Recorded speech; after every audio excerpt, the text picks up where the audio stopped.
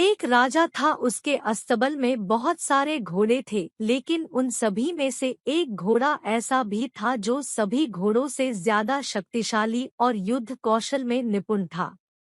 राजा हर युद्ध में उसकी पीठ पर बैठकर जाता और युद्ध जीत कर आता था, इसलिए राजा उसे बहुत प्यार करता था। समय के साथ घोड़ा बूढ़ा हो गया। राजा को लगा कि अब शायद उसका घोड़ा पहले की तरह युद्ध में सहयोग नहीं कर पाएगा, इसलिए उसने घोड़े को युद्ध में ले जाना बंद कर दिया। अब घोड़ा सारा दिन अस्तबल में बैठा रहता था या घास चरने मैदान में चला जाता था। एक दिन घोड़ा कहीं दूर निकल गया और रास्ते में आते समय एक नदी मिली। नदी में कीचड़ था। घोड़े को लगा कि वह आसानी से नदी पार कर लेगा, किंतु जैसे ही उसने नदी पार करने का प्रयास किया वह कीचड़ में फंस गया। घोड़ा जितना कीचड़ से बाहर आने का प्रयास करता वह उतना ही उसमें फंसता जा रहा था। अपने आप को मुसीबत में घिरा देख घोड़ा जोर जोर से हिनहिनाने लगा। घोड़े की हिनहिनाने की आवाज सुनकर रास्ते से जा रहे राहगीर इकट्ठे हो गए। उन सभी ने मिलकर घोड़े को कीचड़ से निकालने का प्रयास किया, किंतु वे असफल रहे। लोगों ने घोड़े के मालिक का पता किया तो पता चला वह राजा का घोड़ा है।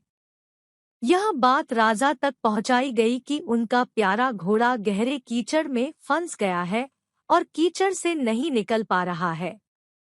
राजा अपने सैनिकों के साथ घटनास्थल पर पहुंचा और घोड़े को निकालने का प्रयास करने लगे, किंतु उन्हें भी सफलता नहीं मिली।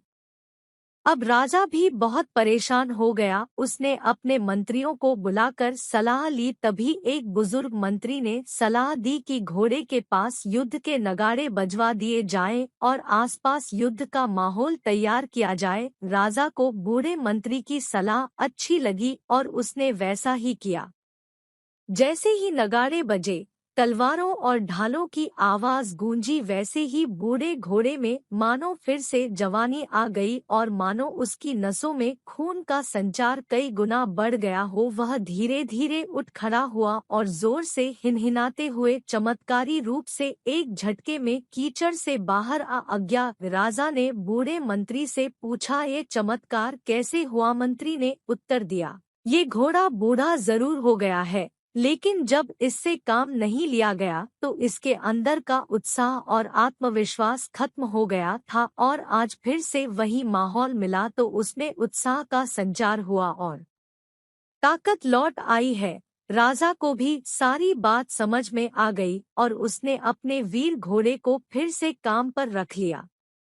शिक्षा। राजा और बूढ़ा घोड़ा कहानी से हमें शिक्षा मिलती है कि जीवन में उत्साह और आत्मविश्वास को कभी खत्म नहीं होने देना चाहिए। अगर आपको वीडियो पसंद आया तो लाइक, सब्सक्राइब और कमेंट जरूर करें और अपने दोस्तों को भी शेयर करें। धन्यवाद। आपका दिन शुभ हो।